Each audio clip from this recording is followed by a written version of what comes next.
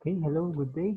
In this video, we will be discussing the countif function. So again, with the goal of creating a dashboard for a largely populated data. Okay, so we'll start with countif.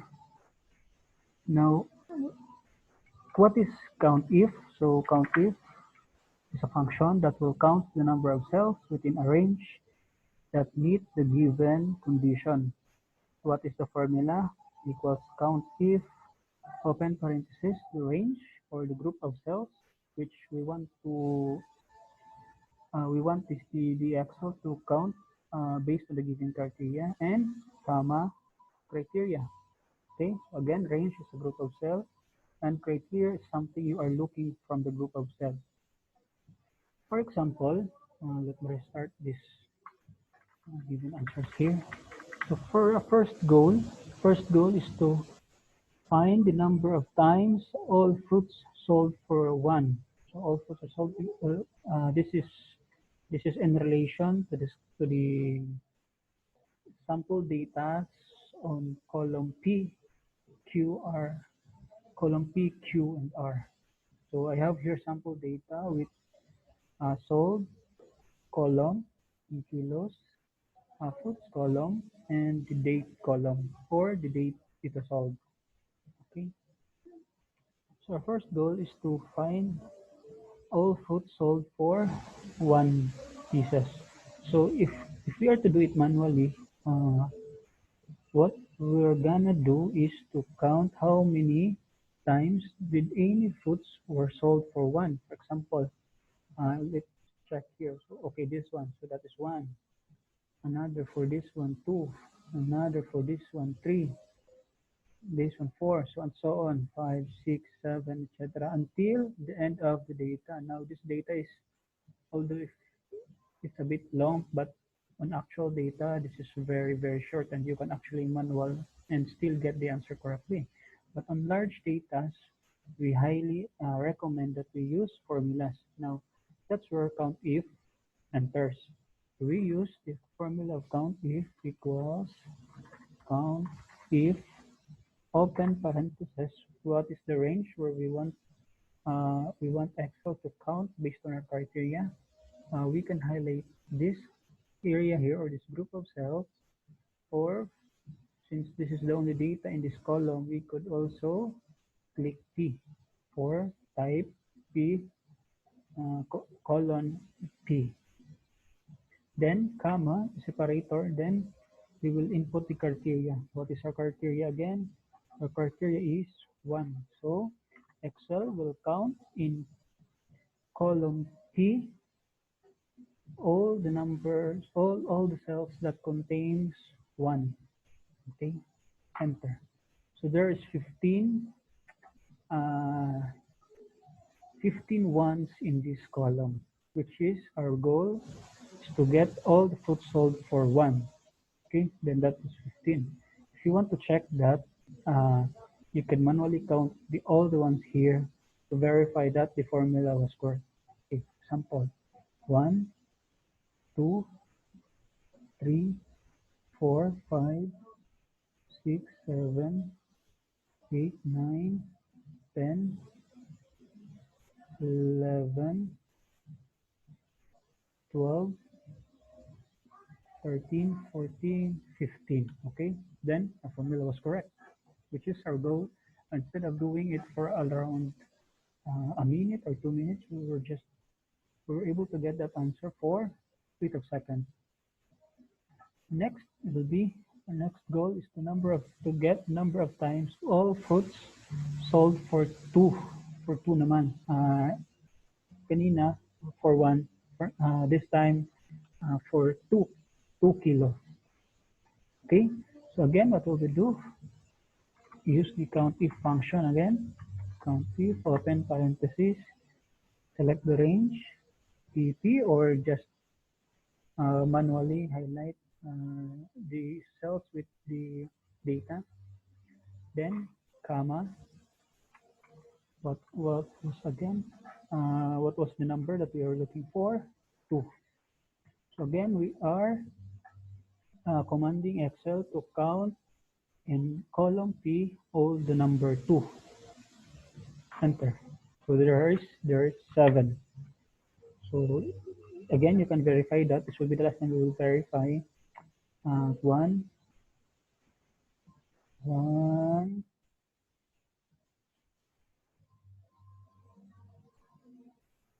2, 3, what's ito? 3, 4, 5. Okay, 5 lang yung bilang ko. Again, we'll do it again. Wait. Okay, so I have to pause the recording. We were counting the number of 2's manually to verify the answer of this formula if it is correct. Okay, so 1,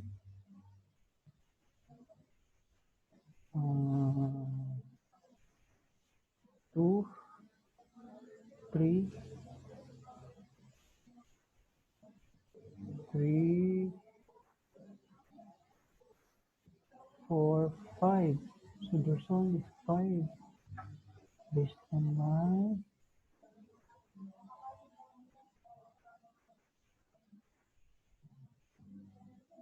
Okay, there's only 5. How come we have 7? 7. Okay, what I will do is filter this 2. Okay, there's 7. It's actually 7. 1, 2, 3, 4, 5, 6, 7. I don't know why we only count 5. 1,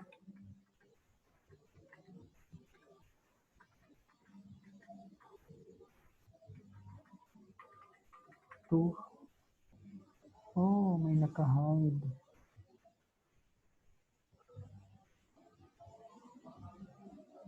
2,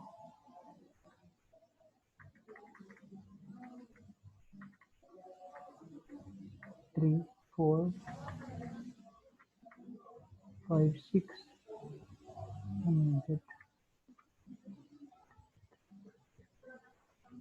Kahit bakit kulang yung bilang ko. Yan, natin titignan ito. 1,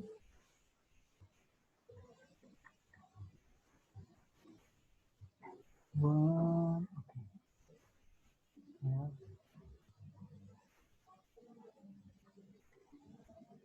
Ako yung mahanap, ha? Ha? Ha? Ha? Ha? Ha? Yan. 1, 2, 3, 4, 5, 6, 7. Okay. Pagdating sila. Correct, 7. Now next, number of times apple was sold. So now, instead of number of kilos sold, ibibilang natin, bibilangin naman natin kung ilang beses na ibenta yung apple na produkto or apple na fruits. So again, we will use the formula equals countif range, click the range, P, oh no, should we use the P? No, of course, we use the column Q because what we are looking here is the fruit that has been sold, which is apple. Now, if we are using as criteria a word, we need to place it in between two quotations. So open quotations, apple, close quotation. So always remember, pag word yung ginagamit sa formula, usually linalagyan siya ng open quote and close quote. Okay? So, apple daw have 38 times the apple was sold. So that is regardless kung ilang kilos yung naibentang apple, basta apple siya. Okay?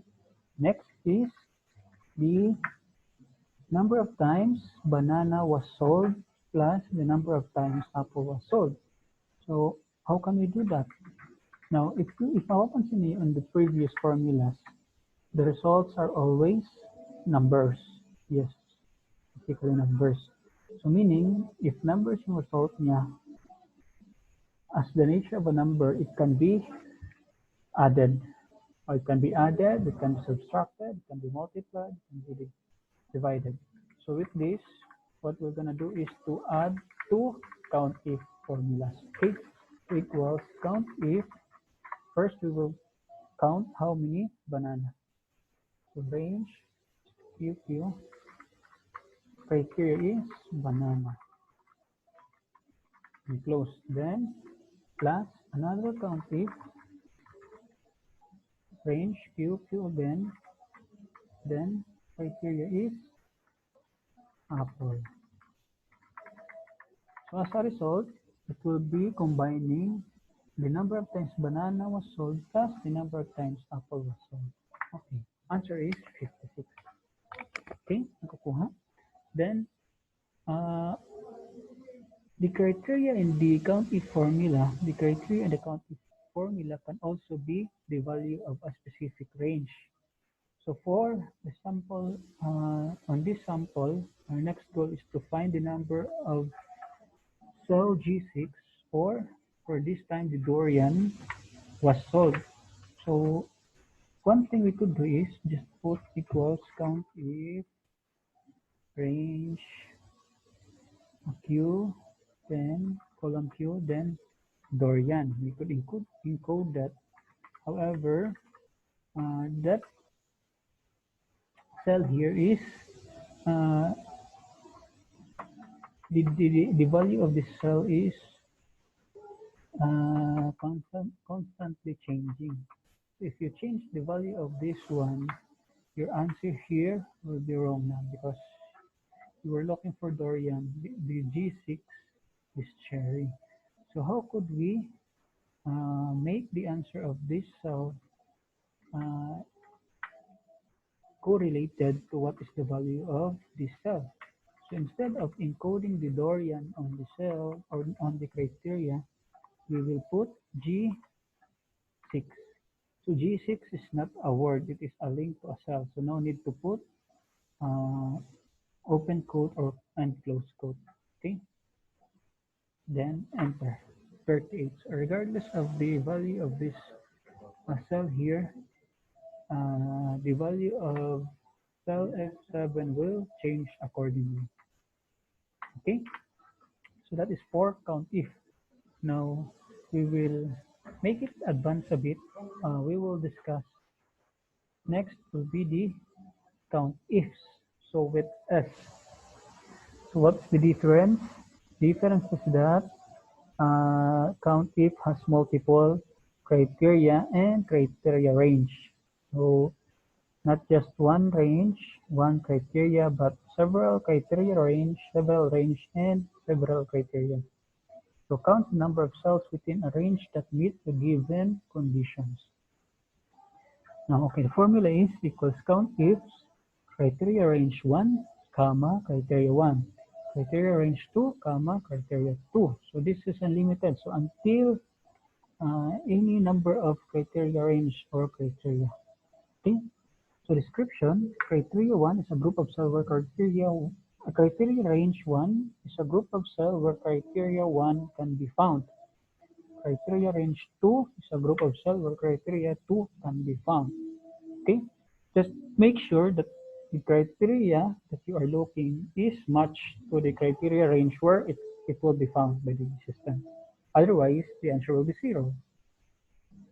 So criteria 1 is something you are looking for in the criteria range 1. So same with criteria 2, something you are looking for in criteria range 2. Okay, let's answer these examples or activities. So our goal is to find number of times apple sold for 3.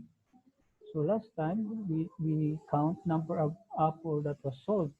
This time we will find number of times apple was sold for 3 kilos. Since this is kilos, 3 kilos. So okay, if we will do it manually, this will be 1, this will be 2. Should we count this? No, because although it is apple, number of kilos that it was sold is not 3. So also this one will not be counted, this one will not be counted. This one, 3 kilos, but is it apple? No, so it will not be counted. So far we have 2, 3, apple, 3, no. Apple, no. Yes, okay, 4. 4. So let's hope there's four times apple was sold for 3 kilos. We can have it. We can have the answer through a formula. What we're gonna do is equal count ifs with s. Why? Because we have multiple or more than one criteria. So criteria range 1. First criteria range 1 will be the number. So what number are we looking for in this column? 3. Okay? Diba? Number times sold for 3. Okay? Hindi naman apple kasi hindi naman dito yung column ng apple or ng fruits. Then, criteria range 2. Next criteria range will be this one. So what are we looking for in this column or criteria range? Apple. With this, we will get the answer of 4, which we get from the manual counting we did earlier. Okay, so next activity is, our goal is to find the number of times banana was sold for 2 kilos. Okay, for this time, banana naman, pero 2 kilos lang. Earlier, apple, pero for 3 kilos. This time, banana for 2 kilos. Okay, equals, count if again, count ifs with S, open parenthesis, criteria range 1, either of the two. So sabihin natin, sige, ito muna, Q. Then, comma, pwede kang diretso ng comma ha, no need to find the formula, diretso ka na comma. Then, criteria 1. Criteria 1 is banana. Then, criteria range 2. Criteria range 2, this one. Then, comma, diretso comma ha, no need to click here or to go back to the formula, diretso comma, because we're still on the encoding options. Then comma, what is the criteria for criteria range 2? Number 2. Okay, so we could get the number of times banana sold for 2. Sa result, yung ginilang niya is, for column Q, lahat ng banana, column P, lahat ng 2. So kung sa column Q, hindi banana, hindi bibilangin. Sa column P, kung hindi 2, hindi bibilangin. Okay? Sa result, meron tayong 3. Next, for this one, medyo complex siya. Apple sold by more than 1. The number of times apple sold by more than 1. Okay. So, hindi 3, hindi 2, more than 1. Meaning, medyo marami kasi marami ang more than 1. So, how can we do that? Okay. Same pa rin. Gamitin pa rin natin yung countif functions. Countifs. Yes. If open parenthesis, criteria range 1. Since apple, unahin na natin yung fruits. QQ. Comma, again, direction of comma. Then, apple. Now, here comes the challenge. Alam natin kung ano yung criteria range. Tama? Criteria range will be this one. However, yung criteria niya is hindi specific. Hindi siya 1, hindi siya 2, hindi siya 3, kasi pwedeng 4, pwedeng 5, kasi 5 is more than 1, 4 is more than 1. So, anong gagawin natin? Yung number, lalagyan natin ng sign, which is greater than, familiar ba kayo sa sign na yan? 1 or more than 1. Greater than 1. For this one, kailangan mo siyang ilagay in between quotations. In between quotations. Okay? Tapos, close. Bakit? Because yung greater than will partly become a word, or hindi na siya kasi number. May greater than 1 is not a number. Parang statement na siya. So, kailangan mo siyang i-close sa open quote and close quote. Then, enter. Okay? So, sabi ni Excel, mayroong 31 Number of times apple was sold for more than one. Okay. Apple was sold for 38. So 31 of that is 1 kilos yung nabenta. Okay? Sana mahabol nyo. You could rewind this one if you are watching the video and you are a bit confused of how it was done. Just rewind the video. Now, for our next goal, which is the number of times fruit sold for one excluding cherry. Okay, mas pinakomplicate na siya. So, this time, wala nang specific kung anong prutas. Yung specific lang niya, alam lang natin dapat hindi daw kasama si cherry. So, lahat ng prutas except for cherry. Tapos, as to number of kilos naman yung sold, dapat daw 1. Dapat 1 kilos for all fruits except cherry. Okay? So, sige. How can we do that? Let's use countifs again. Equal countifs, open parenthesis. So, unahin natin kung ano yung sure tayo, yung may concrete na criteria, which is the 1. So, yung criteria range natin will be the column P, then comma, then yung criteria natin will be 1. Okay? We are sure of that. Now, another criteria is dapat daw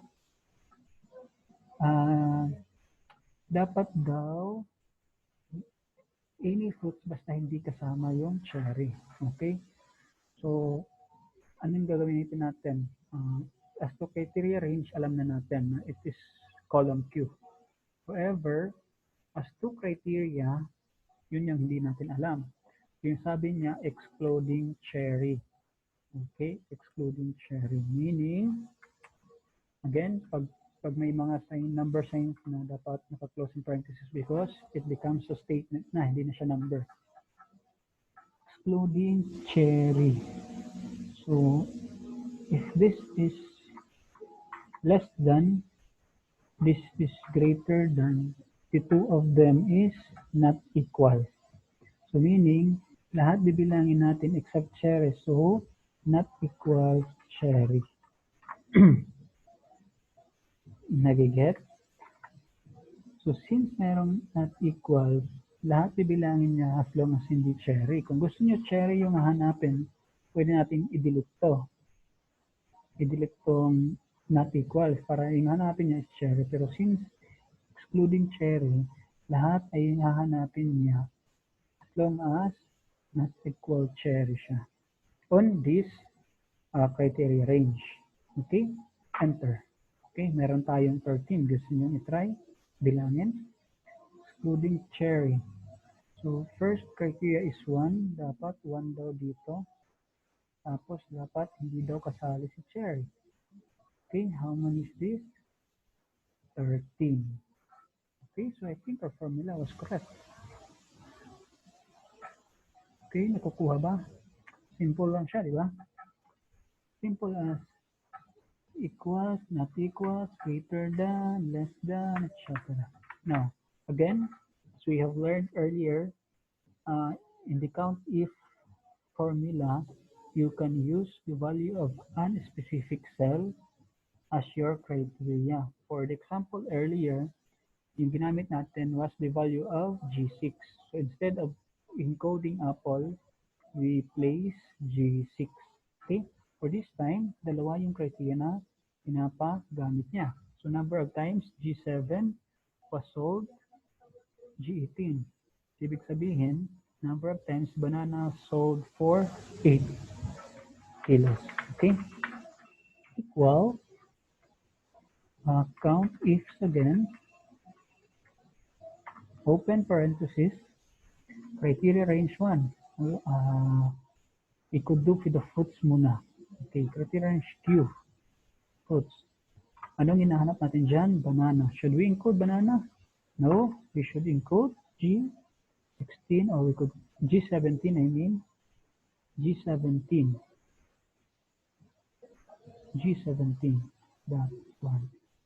Then, next criteria, Dapat yung number of kilos na dito. Then, our criteria number 2 will be G18. Nakatago sa G18, so di natin siya mag-fit. So, encode na lang natin G18.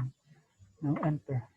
So, regardless kung ano yung value dito, it will, this formula here will still find its purpose, which is, ang goal natin dito is to find the value of G17 solved for G18 or solved for 7. So, Dorian solved for 7 is 2. 7. Let's find 7. 1, 2, pero hindi Dorian. 3, ito 4. Dorian. So, that is 1. Another 7 with Dorian. 2. 7 Dorian. Okay? And that's it.